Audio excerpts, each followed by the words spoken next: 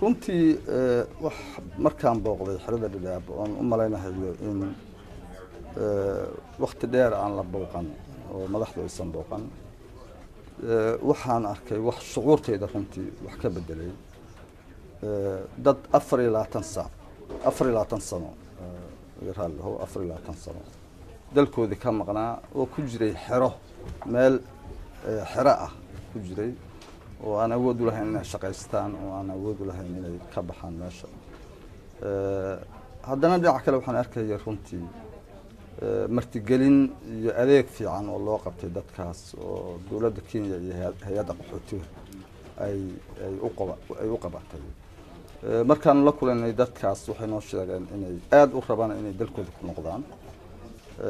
marka dawladdu ay ka shaqayso sidii ay dadkaas dalkooda ku noqon lahaayeen dabcan ku noqoshada iska noqon ma aha waa in duruuf iyo jawi dadkaas noloshooda saamaxaya inay ku noqdaan oo wixii ay ka soo carareen ama nabadgelyo xumada ahaa ama adeeg xumada ahaa meesha laga saaro marka waa hawl aynu ka wada shaqeynayno sidee laakiin ra'iisul wasaare ku xaqiijinaysaan dadkan inaan la qasbin oo lagu qasbin inay dib ugu laabtaan dalkii oo meelaha qaar ammaanku uusan wanaagsanayn heshiiska aanu la galnay hay'adda qaramada midoobay iyo dawladda Kenya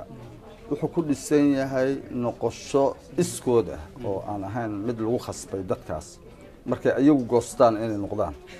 in la taakuleeyo inay noqdaan marka heshiiska laftigiisaba wuxuu yahay waxa la yiraahdo voluntary return ama noqosho iskood ayagu ay u goosteen marka cidna lama khasbayo waxaas jirta in loo baahan yahay in xukuumadda iyo UNHCR ka shaqayso in ay dalka gudihiisa shaqooyin badan laga qabto oo xagga amniga iyo xagga adeega iskuuladii iyo caafimaadkii waxaan wadnaa dhawaan bilaabaynaa mashaariic pilot ama tusaale ah oo laga hirgelin doono Baydhabo Kismaayo iyo Luuq magaalada Luuq la yiraahdo oo marka dadku intay yimaadaan ay arkaan markay arkaan oo ku qaracaan meeshii noloshoodu inay ku hagaagsan tahay inay markaa soo guuraan marka ma aha wax khasaba waa wax maartay si isku day dhinaca isla bini'aadanimada gaar ahaan abaaro iyo gaajo iyo ayaa meel kala duwan laga sheegaya oo dalka ah dawladda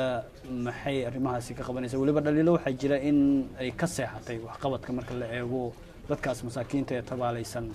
inkastoo ay dhici karto in awood ay meesha dawladdu dhigtay taas maxaa ka leedahay xaqiiqdii waxaa weeyaan waa jirtaa abaaro waa jiraan naxmo waa jirtaa gaar ahaan dalkoo dhan isku mid ma aha meelo aad xaaladdu ay u xun tahay sida gobollada Bakool Baay qaybo ka mid ah Gedo Hiiraan iyo Galguduud waa runtii waxaa laga soo sheegayaa xaalado aad iyo aad u baahan xagga biyaha iyo xagga cunnadaba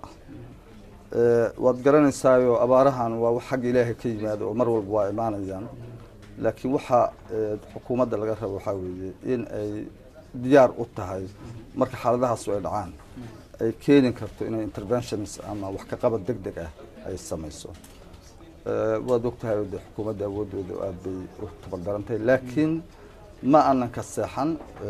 waxaan magacawnay guddi heer sare oo wasiiro uu hogaaminayo wasiirka beeraha oo runtii loo xil saaray in ay emergency response waxa la yiraahdo ama gurmadka degdeg ah isku dubaridaan caalamkana ay wargeliyaan kalena xiriiraan si dadka loo taakuleen lahaa marka walkii waanu booqanay xukuumaddu way booqatay way u tagtay dadku way soo aragtay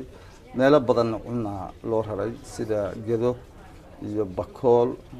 iyo Buulaburde cunaa loo raray oo waa la raray cunadaas ma aha mid ku filan laakiin wixii markaa aynu heli karay waanu u diray welina hawsha waa socotaa gurmadku waa socdaa xagga biyaha iyo xagga cunnada labadaba waa socdaa